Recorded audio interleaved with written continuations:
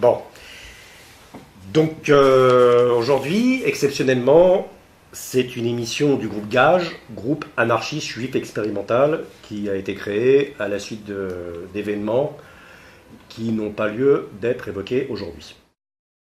Juste de préciser qu'il y a une scission assez rapidement. Je représente le canal dissident parce que Pierre considère qu'on doit se brosser les dents 3 minutes par jour et je refuse. Je dis pas non plus oui oui en voiture, oui et les policiers, enfin j'en ai lu un ou deux parce que pour des raisons privées disons, mais j'ai pas lu toutes les offres complètes de oui. Or, pourtant je sais que oui n'est pas intéressant. Voilà. Hein. Pour répondre à cette question qu'on pourrait me poser, mais comment tu peux parler de quelque chose que tu n'as pas vu? Même si bon, je dis que le film de Guédiguian est antisémite, mais ça je pourrais le développer tout à l'heure, même si c'est d'ultra mauvaise foi, mais ça ne me dérange pas. D'ailleurs, non, je vais peut-être laisser lire ton texte. D'accord.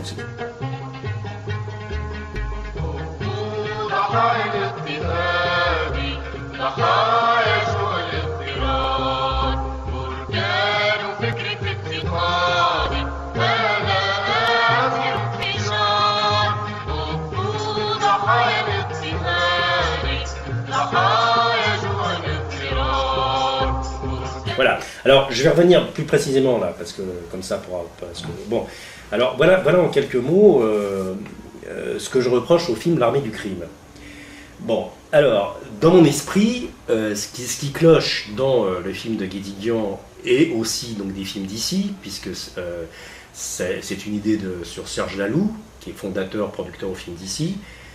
D'ailleurs, les films d'ici avant s'appelaient Ciné-Lutte, hein, faut le savoir. Bon, et ça s'appelle plus Ciné-Lutte, ça s'appelle Film d'ici. Et j'espère que je n'aurai pas un procès, et je pense que ça a été racheté par Havas. Alors, je dis je pense que ça a été racheté par Havas, donc ça ne veut pas dire que ça a été racheté par Havas, je n'ai pas la preuve de ça. Hein, je donnerai les coordonnées qui veut de mon avocat. Mais il est assez cher, hein, quand même. Bon, c'est à peu près 1000 € de l'heure, mais bon, je trouverai une solution. Voilà. Donc, le problème, donc, c'est qu'on met que c'est un film sur l'affaire Manouchian. Voilà, alors ça, c'est ça qui est embêtant. Parce que, qu'est-ce qu'on voit dans le film que je n'ai pas vu, et tu confirmeras éventuellement, on voit un groupe de résistants, bon, qui mangent la soupe, qui se lavent les dents, qui ont vaguement une histoire d'amour entre eux éventuellement, qui de temps en temps font un attentat, qui nettoient le fusil, qui se couchent, qui font le ménage, qui vont faire des courses, que si un rendez-vous avec quelqu'un, si la personne n'est pas là au bout de 5 minutes, ils s'en vont. Bon, d'ailleurs, j'ouvre une parenthèse, c'est pour ça que je ne suis pas allé tout le bordel au film de Télérama, parce que je crois qu'elle avait 5 minutes de retard, cette femme, et que je me suis dit, bon, je ne vais pas attendre plus de 5 minutes. Donc je veux dire par là, je ne sais pas pour me moquer des résistants, mais l'histoire de 5 minutes de retard, c'est compliqué. Pour les résistants, c'est clair, s'il y a 5 minutes de retard, c'est que la personne s'est fait arrêter, donc on va se faire piéger tous. Mais moi, je crois que l'histoire de 5 minutes de retard, elle est passionnante. C'est pas qu'une histoire de résistants, il y a d'autres choses. Et même bon, je ne veux pas parler de Manouchian, je ne sais pas. Mais ça devait être autre chose. C'était pas qu'une histoire de résistance, les 5 minutes de retard. Bon, c'est une parenthèse. Mais ça pourrait être le sujet d'un film et 5 minutes de retard. Bon. Donc, on voit dans le film donc, des résistants dans leur vie quotidienne, ce qui n'est pas inintéressant en soi. D'ailleurs, L'Armée des Ombres, bon, le nom m'échappe d'un réalisateur très connu, je m'excuse, j'ai un trou, le film ancien, là, et justement, est passionnant là-dessus, parce que c'est justement le quotidien d'un groupe de résistants, avec leurs problématiques et tout. Et ça c'est Jean-Pierre Mocky. Oui, c'est ça. Non, c'est pas du tout Jean-Pierre Mocky. Non, pardon, c'est pas du tout Jean-Pierre Mocky. Non, c'est pas du tout. Voilà, ça m'avait passionné. Mais on ne dit pas que c'est l'affaire Manouchian, parce que Manouchian et son groupe, me semble-t-il, avaient des options politiques. C'est-à-dire qu'ils ont participé aux brigades internationales en Espagne, du côté, me semble-t-il, quand même proche de certains groupes anarchistes, et que, dans leur esprit, ils résistaient contre les nazis, ça va de soi, mais aussi, c'est le minimum à dire, pour un idéal libertaire, communiste libertaire original, et non pas stalinien. Donc c'était quand même, ils se battaient pour leur survie personnelle autour de la Moye, main-d'œuvre immigrée, hein, qui était effectivement intégrée au Parti communiste, mais s'ils étaient, à mon avis, à la Moye, c'est parce que, c'est entre guillemets pour des soucis d'efficacité, parce que c'était les seuls qui avaient une organisation, qui avaient des militants, qui avaient des réseaux, pouvant s'appuyer sur l'Union soviétique de l'époque, etc., mais que leur fond du problème, en tout cas, c'était que l'acte de résistance qu'ils avaient posé, c'était un acte proche des idées libertaires, donc de la remise en cause d'un comité central, enfin je peux faire une liste comme ça, bon, interminable. Bon, ça, Guédiguian, comme il ne parle pas des options politiques, il n'y a pas de discours politique, sauf peut-être un discours que j'ai pu entendre sur France Culture. Est-ce que c'est bien de tuer? Est-ce qu'on peut tuer un Allemand? Est-ce qu'on a le droit de tuer pour une bonne cause? Bon, c'est le programme de Camus, effectivement, les justes, etc. C'est éventuellement le programme, si ça existe encore, de cours philosophie en première, terminale, littéraire, si les cours de philosophie, c'est pas une question inintéressante, je ne veux pas m'en moquer de cette question. Est-ce que c'est légitime de tuer quelqu'un pour sauver une personne? D'ailleurs, j'ouvre une parenthèse, les camarades, entre guillemets, ou les non-camarades de l'OS disaient la même chose. Nous, si on a torturé en Algérie, c'était aussi parce qu'on torturait un quelqu'un du FLN pour sauver 1000 Français. Donc cette problématique, elle n'est pas inintéressante, sauf qu'elle n'est pas propre à l'extrême gauche ou au mouvement anarchiste. C'est une thématique générale. Bon, donc je ne vois pas pourquoi, autour de l'affaire Manouchian, M. Guédiguian ne parle que cette thématique qui serait philosophico-politique. Est-il normal de tuer une personne pour en sauver 1000? Voilà. Je ne vois pas en quoi cette thématique est propre à l'affaire Manouchian. Elle est propre à l'éthique qu'on a. C'est la question de Camus. Enfin voilà. Bon. Donc je ne vois pas. Alors, deuxième niveau de réflexion. Il semblerait, et j'en suis certain, que dans ce film, que naturellement le groupe Manouchian a été donné, vraisemblablement à cause d'une histoire d'amour, parce qu'il y a une femme qui a couché avec je ne sais pas qui, le grand-père, la grand-mère, le notaire, le producteur. Alors, voilà. Oui, pardon. Je peux intervenir sur cette histoire. Ouais. En tout cas, pour ma part, je pense, et je ne veux pas avoir de procès du PC parce que j'ai pas d'avocat, 1000 euros ou pas 1000 euros. Oui. Je pense que donc le groupe Manouchian. Je te coupe parce qu'au RSA, on a quand même le droit à une assurance juridique gratuite, c'est ce que m'a dit mon référent. D'accord. Enfin, je te donne une filou. Ouais. Bon, je ne sais pas si mes parents pour leur rappeler. Faut le savoir. Bon, faut le savoir, d'accord. Puisque nous sommes tous au RSA, oui. Sauf Guédiguian, oui. Je sais pas. Enfin, pas encore. D'accord. Oui. Bon. Et donc, le groupe Manouchian a été trahi passivement par le PC, parce que j'y étais pas, mais le PC, il me semble, à l'époque, ils avaient des réseaux pour exfiltrer les résistants qui étaient grillés. Ça, c'est pas dans le film. C'est pas dans le film. Et il a remplacé la trahison, là on va dire que je suis de mauvaise foi, et il a remplacé la trahison par une petite amie dans le film, une petite amie juive d'un des résistants juifs, qui pour le sauver des griffes de la police française et de la Gestapo, par un concours de circonstances, retrouve donc à faire la carbef, à coucher avec un inspecteur de police joué par Daroussin. Et en fait, donc, ce que Guédiguian nous montre dans ce film, c'est que pour sauver son copain, elle va donc collaborer avec l'inspecteur de police. Donc en fait, moi je vais plus loin, donc en fait il remplace la trahison du PC par la trahison d'une juive. Donc c'est-à-dire en fait les juifs résistants du groupe Manouchian ont été donnés par une juive. Et par une femme en plus. Et par une femme. Alors, qu'est-ce que ça veut dire? Très bien, c'est une fiction, très bien, je prends ton discours, mais ça veut dire quoi au niveau politique? Mais c'est pas une fiction, puisque c'est sur l'affaire Manouchian, il y a écrit non, film sur l'affaire Manouchian. Parce qu'à la fin, il termine par un carton, alors ça tu le sais pas, mais il termine par un carton où donc non, moi je dis pas qu'il se dédouane, parce que c'est une œuvre de fiction. Donc, voilà, il explique, ceci est une œuvre de fiction, j'ai pris quelques libertés avec l'histoire. Très bien, il y a pas, moi je l'ai pas à l'attaquer là-dessus, c'est une œuvre d'un créateur, très bien, il propose ça comme discours. Mais qu'est-ce que ça veut dire au niveau politique? Ça veut dire quoi? Ça veut dire qu'au final, bon, on s'en fout, alors la trahison du PC, ils auraient pu tout aussi bien être trahis par une juive, c'est pareil? Ou alors est-ce que ça veut dire, au final, ce qui arrive aux juifs, c'est une histoire de juifs? Oui, c'est l'histoire de leur faute. Les juifs sont de ou alors est-ce que ça veut pas dire aussi... et une femme, c'est la femme qui a trahi, c'est très important dans leur esprit. Est-ce que ça veut pas dire que l'amour est destructeur? Voilà. Parce qu'il n'a pas été canalisé, parce que cette femme, elle a essayé de faire comme elle pouvait, de ce que tu comprends, de ce qui te montre dans le film, elle a essayé de faire comme elle pouvait, parce qu'elle n'a pas été cadrée. Si elle avait été cadrée par le parti, elle n'aurait jamais trahi. Alors voilà, ça pose question, il y répond pas, mais il met ça. Et c'est là où je dis qu'il est antisémite. Ça, je sais pas si vraiment Guédiguian est antisémite. Il faut pas que je fasse bouger la table, sinon le cadre tremble. Mais tu peux dire qu'il est antisémite. Mais en tout cas, je peux dire... Parce que peut-être qu'il réagira et qu'il nous expliquera pourquoi il a remplacé la trahison passive, je répète passive, du PC, parce que j'y étais pas, par cette femme. Alors il pourra me... si tu permets, je termine, parce que, pour pas être totalement de mauvaise foi, dans le film, c'est vrai, il y a un mec, un responsable du PC, je sais plus comment il s'appelle. Davidov, je pense, non? Non, il n'y a pas ce nom-là. Non, il me semble qu'il n'y a pas ce nom-là. Étrange.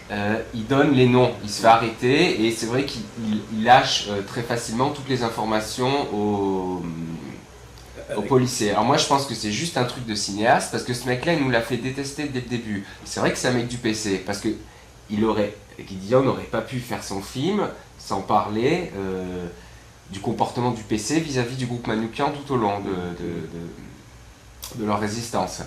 Et je pense que c'est juste un truc de cinéaste, c'est-à-dire au spectateur, je vous le fais détester, ce mec-là, et il va donner, mais en fait en personnalisant le traître. En personnalisant le traître, il dédouane la structure. Et voilà, en fait, c'est pas inintéressant, et en plus il remplace la plus grande trahison, parce que si ce mec du PC a été arrêté, c'est par la juive, rousse. Alors moi je veux rebondir sur cette histoire de trahison. C'est pas la question officiellement qui est trahison du PC. C'est pas tellement ça l'analyse que je fais. Moi l'analyse que je fais par rapport au film de Guédiguian, c'est une question d'efficacité. Effectivement, comme tu l'as dit, les résistants avaient la possibilité d'être exfiltrés quand ça chauffait trop pour eux. Donc il y avait un réseau, ça je pense que tous les historiens ne savent pas dire de ma part, le réseau pouvait t'envoyer dans une sud ou en Afrique du Nord, je ne sais pas, te sortir. Et ça, je ne sais pas si dans le film de Guédiguian, mais c'est un fait historique. Le PC a dit à Guédiguian, quand on est communiste, on ne cède pas, on reste à son poste de combat. Donc ils lui ont empêché de quitter Paris, lui et son groupe. À Manoukian, à tout le groupe Manoukian. Ils ont dit à Manoukian, tu restes. Alors, on peut dire que c'est un acte héroïque, parce que, effectivement, à Stalingrad, je reconnais, non pas que le Parti communiste a gagné la bataille de Stalingrad, mais le peuple russe a gagné la bataille de Stalingrad, le peuple soviétique a gagné la bataille de Stalingrad. Parce que, il faut quand même, ça ce n'est pas un délire de ma part, les commissaires politiques envoyés par Staline à Stalingrad, souvent ont pris des balles dans le dos, parce qu'ils étaient incompétents. Voilà. Les francs-tireurs, eux, étaient compétents. Ceux qui étaient snipers, ceux qui faisaient la guerre contre les Allemands, étaient compétents. Mais les gens envoyés par le PC étaient incompétents. Ils étaient compétents pour encadrer les masses, pour qu'il y ait un discours précis, théorique, qui sont leurs idées soviéto, je sais pas quoi, soviéto-communistes, peu importe le terme, mais ils n'étaient pas compétents pour faire des organisations de guérilla et de guerre. Donc, dans mon esprit, en interdisant à Manoukian de partir, je pense que il y avait eu des accords, je ne détaillerai pas, entre Staline et Roosevelt. Ils avaient décidé, le Parti communiste avec les Américains, que la France, gaulliste, serait dans la zone américaine. Il était hors de question que la France bascule dans le camp soviétique. On avait dit qu'en gros, la Tchécoslovaquie, que les Russes auraient un bout de l'Allemagne, la fameuse Allemagne de l'Est, mais que la France, en tout état de cause, et il y a eu la même chose en Grèce. Il avait été dit que la Grèce serait dans la zone américaine, et résultat, une partie du Parti communiste grec s'est fait massacrer par le Parti communiste grec officiel, parce que des communistes grecs ont refusé, bêtement, et c'était prévisible, ils ont dit on ne rendra pas les armes en 1945. On n'a pas fait de la résistance pour la France. C'est ça qui est dégueulasse, quand des Guédiguian osent dire que le groupe Manoukian sont morts pour la France. Non, ils ne sont pas morts pour la France. Ils sont morts pour l'anarchisme ou pour le communisme, mais pas pour la France. Voilà. Et ça, je le dis avec une certaine vigueur. Donc, dans mon esprit, il y avait un accord soviéto-américain. Les résistants communistes devaient rendre les armes en 1945. Mais pourquoi ils l'auraient rendu? Donc, ils savaient très bien que Manoukian et que Guindouin, l'homme de Limoges, qui avait commencé à faire des soviets autour de Limoges, quand le PC a ordonné à Guindouin, ils lui ont dit « tu vas attaquer la garnison à Limoges en 1945 ». Et Guindouin a refusé en disant « non, ils sont trop nombreux les SS, je vais me faire massacrer ». Il a refusé d'obéir aux ordres du PC, parce qu'autour de Limoges, il avait fait des soviets. Ça, peu de gens le font. Des soviets, il était quand même communiste, comme quoi mon anticommunisme est compliqué, mais il avait fait des vrais soviets, avec une répartition des terres, où les terres appartenaient aux paysans locaux. Là, il n'y avait plus de propriété privée. Et ça, c'était insupportable pour les staliniens, justement. Qui se disent communistes, les faux communistes, c'était insupportable pour eux. Donc ils ont demandé à Guingouin d'attaquer la garnison de Limoges. Guingouin a refusé. Le Vercors, qu'est-ce que c'est que l'histoire du Vercors? Pourquoi on a demandé au Vercors de se soulever au moment du premier débarquement sur la Côte d'Azur? Pourquoi on a demandé au Vercors de se soulever? C'est évident qu'ils se feraient massacrer. Pour moi, c'est la même analyse. Il n'y a pas exactement trahison du PC. C'est pas Duclos, pour le nommer, qui a dit « Ok, le comité central a décidé qu'on se débarrassait des anarcho-libertaires et qu'on les envoyait au casse-pipe ». Ça, ils n'ont jamais dit ça. Ils n'ont jamais mis par écrit parce que ce ne sont pas leurs méthodes. Justement, ce ne sont jamais leurs méthodes de dire qu'on élimine les gens. On dit simplement soit qu'ils sont fous, soit qu'ils sont inefficaces, soit qu'ils sont dans l'utopie, soit qu'ils sont des agents de la bourgeoisie. Alors avec Manoukian, c'était compliqué de dire qu'il était inefficace, parce que quand même, il a quand même fait des attentats, que c'était un agent de la bourgeoisie, je crois pas, et qu'il était fou, non. Donc, Voilà, et les gens du Vercors, c'est pareil, et le groupe Guindouin autour de Limoges, c'est pareil.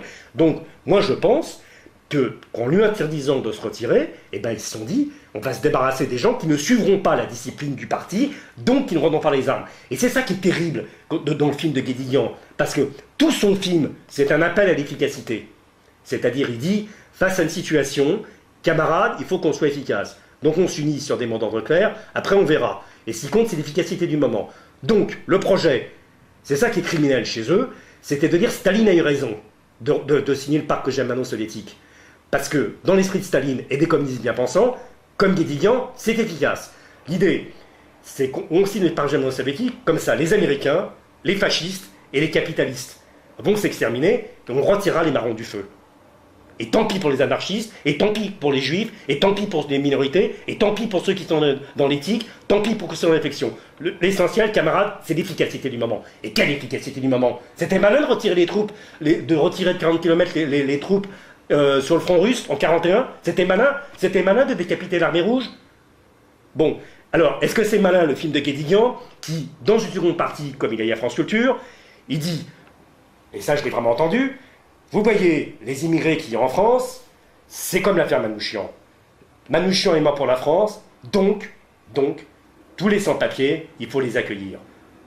Sous-entendu, c'est ça, au nom de l'efficacité, je ne sais pas ce que pense Guédiguian, sous-entendu, ça sera efficace qu'on dise ça, parce qu'il faut rappeler à la population française que des immigrés sont morts pour la France. C'est vrai d'ailleurs. Mais ça veut dire quoi? Que s'ils sont morts pour la France, ces immigrés, ça veut dire qu'ils sont prêts à travailler, à consommer, à être comme les Français, donc à être des bons Français. En quoi est-ce que c'est différent du programme de Sarkozy, qui veut une immigration choisie? En quoi est-ce que c'est différent du programme de RSF, qui veut que les enfants scolarisés ne soient pas exclus, c'est le droit d'être en France, c'est-à-dire ne peut être en France que les enfants scolarisés, ceux qui vont à l'école. Ah bon? Et ceux qui sont nomades? Et toutes ces populations? Alors cela, on n'en veut pas. Donc, Guédiguian est comme Sarko, il veut des bons immigrés, c'est-à-dire qui travaillent, qui seront susceptibles de mourir pour la France. Et ça, c'est vraiment, vraiment répugnant. Et j'ajoute, pourquoi il dit ça? Toujours pareil, il va me dire, si j'avais... Mais Mérège, t'as raison, c'est vrai, ouvrons les frontières, moi aussi je suis retransformiste comme toi, mais je suis réaliste. Alors, c'est pour ça que je fais des films de merde, parce que si je faisais des films comme les tiens, personne ne verrait, on ne comprendrait rien. D'abord, c'est pas peine de crier, on comprend rien, parce que si tu cries, les gens ne comprennent rien. Quand on fait du cinéma, on parle calmement, on met des actrices calmement, on les éclaire bien, on met une caméra, on ne fait pas bouger la table dans tous les sens, et c'est comme ça. Bon, déjà au niveau de la forme, ça serait mieux. Bon, et après, il va me dire, bah non, les gens, il faut qu'ils aient des slogans clairs, et voilà, alors, on falsifie l'histoire, et comme je dis, falsifier pour rassembler plus large. Voilà, c'est pas travailler pour gagner plus, c'est falsifier pour rassembler plus large. C'est ça le mot d'ordre. Et en plus de ça, le parallèle que je fais avec ce refus de prendre des idées de Manouchian, en ligne de compte dans son film, c'est ce qu'il fait pareil avec les sans-papiers maintenant, en disant que tous les sans-papiers en France veulent du travail, veulent un logement, et pourquoi tout le monde doit travailler du logement? C'est quoi ces conneries que tout le monde doit travailler? Et en plus de ça, il oublie de dire que ses camarades de la CGT, et ça je l'assume, hein, ne se sont pas gênés pour virer tous les sans-papiers de la bourse du travail. Voilà. Après, on peut se poser la question, qu'est-ce qu'il foutait à la bourse du travail? Et ben, qu'est-ce qu'il faisait à la bourse du travail? Il fallait bien qu'ils aient quelque part. Oh non, je sais pas. Tu vois, pourquoi aller à la bourse du travail? Je sais pas, c'est bien, c'est chauffé. On est bien à la bourse du travail? Oui, je pense que c'est chauffé et que c'est le seul local où moi j'aurais pu rentrer dans le 8ème. Enfin, ils étaient allés chez les Verts. Ils étaient allés chez les Verts. Chez les Verts? Oui, mais ils sont restés que 2 jours. On doit mal manger là-bas. C'est du bio. Bon, mais ceci dit, qu'est-ce que tu penses de ce que je viens de dire par rapport au film que tu as vu? Est-ce que ça paraît totalement éloigné? Alors, je vais pas reprendre, puisque ça sert à rien de dire que je suis d'accord avec toi, mais effectivement, le début du film, ça commence, ils sont tous... ils viennent d'être arrêtés, ils sont dans les estafettes, et il y a une voix off qui cite chaque nom en ponctuant à la fin d'un mort pour la France, mort pour la France, mort pour la France. Je ne vais pas reprendre ce que tu as dit, je suis parfaitement d'accord, je ne connaissais pas les FTP Moy, l'affiche rouge, je ne connaissais pas personnellement ces gens-là, même si je pense qu'on peut dialoguer avec eux, même s'ils sont morts, mais enfin ça c'est une autre histoire, mais je pense vraiment pas qu'ils sont morts pour la France. Ils sont morts peut-être parce que, je sais, j'ai écrit quelques lignes dans le métro quand même. Ouais. Bon, c'est pas génial, c'est dans l'urgence, mais...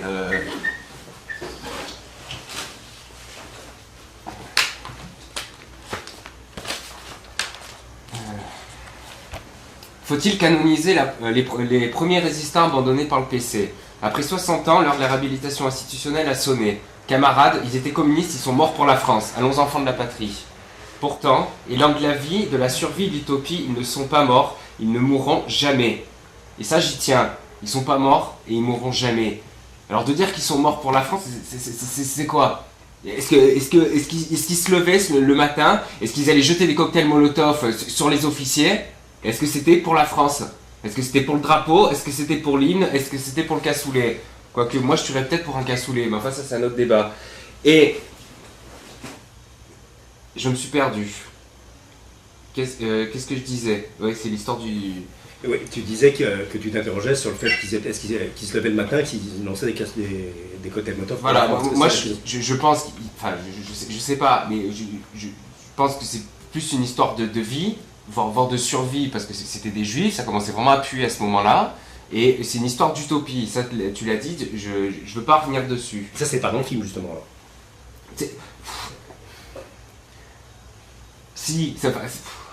Si, oui, on comprend, si c'est des juifs, on comprend qu'à ce moment-là, vous savez, il faut qu'on porte l'étoile, ça sent pas bon, hein, on va peut-être faire quelque chose. Bon, il y a un petit jeune, son papa il est communiste, il lui fait lire le Capital. Oui, il saupoudre, évidemment qu'il saupoudre, il parle d'un groupe communiste, alors évidemment il faut qu'il situe. Mais moi je dis que c'est du spectacle. Et en fait, un publicitaire aurait pu faire exactement le même film. Parce que ce qu'il vend, c'est des signes, c'est des symboles, c'est tout ce qu'il fait dans son film. Il n'y a pas de pensée. Après, qu'il ne veuille pas faire un film où... s'il aurait pu faire un autre film où... qu'aurait été chiant, enfin la critique aurait dit c'est un film chiant parce qu'il parle de la pensée. Mais alors s'il veut les réhabiliter, parce que c'est son projet, c'est de les canoniser. Et les canoniser c'est quoi? C'est les tuer une deuxième fois. C'est-à-dire, c'est des saints, vous n'y arriverez jamais, alors ne cherchez pas, c'est des saints, c'est pas possible, ce qu'ils ont fait c'était extraordinaire, il y a la main de Dieu sur eux. Et en fait son film, voilà, c'est une façon de dire, je les sors du... Si je suis pas clair, tu me le dis, hein, c'est possible. Je les sors du temps. J'en fais un film, j'en fais des martyrs, et à la fin il termine sur ça. Il dit je veux les faire rentrer dans la légende, il appelle ça une légende. Non, c'est pas une légende, c'est une histoire de révolte.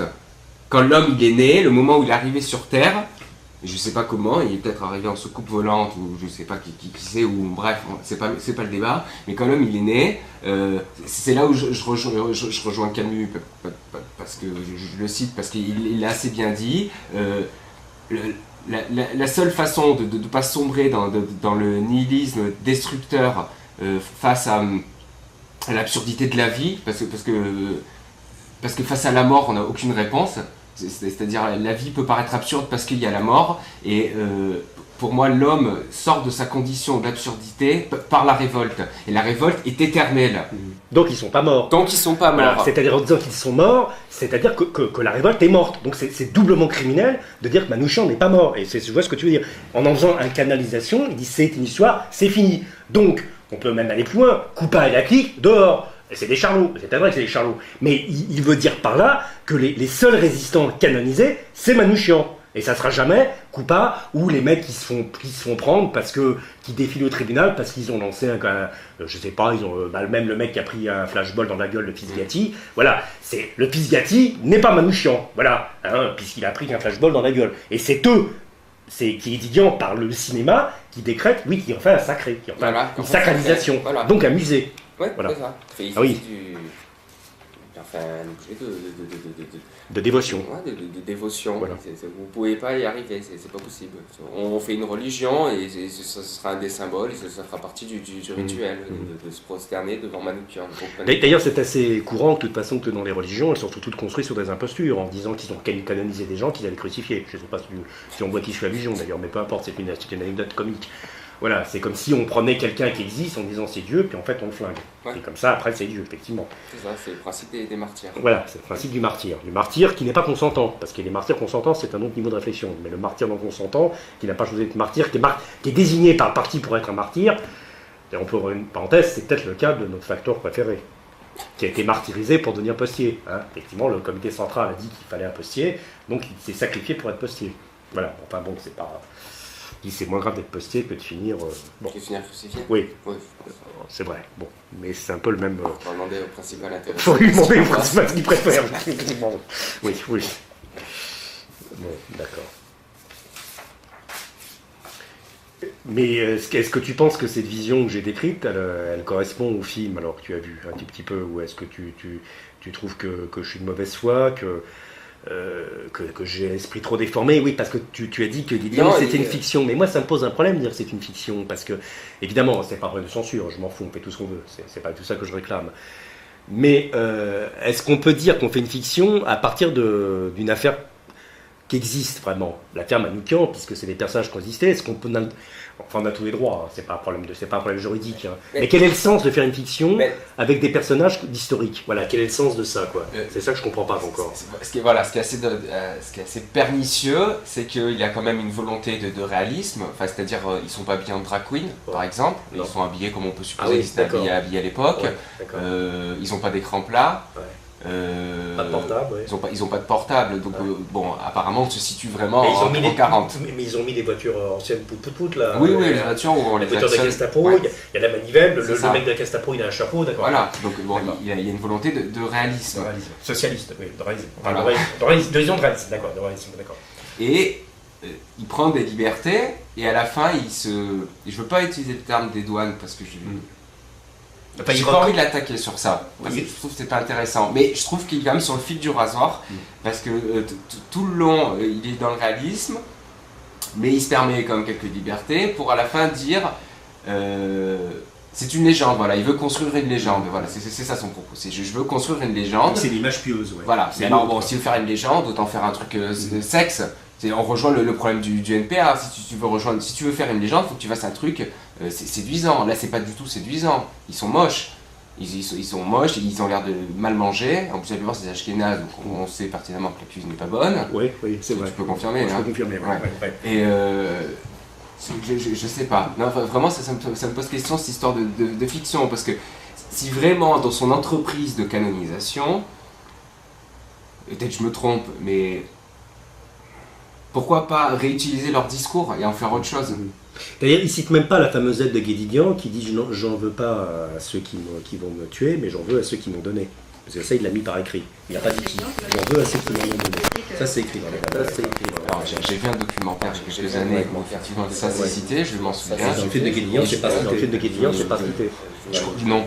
Je crois pas. C'est quand même troublant. Parce que cette phrase est quand même très troublante en elle-même. Pas troublante, elle est quand même très troublante, oui. Ouais.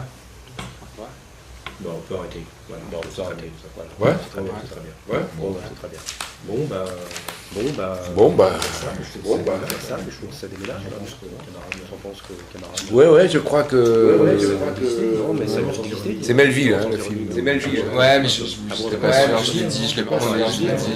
J'étais pas sûr, je l'ai vérifié là-bas. T'es pas fait chier? Ben non, attends. Il y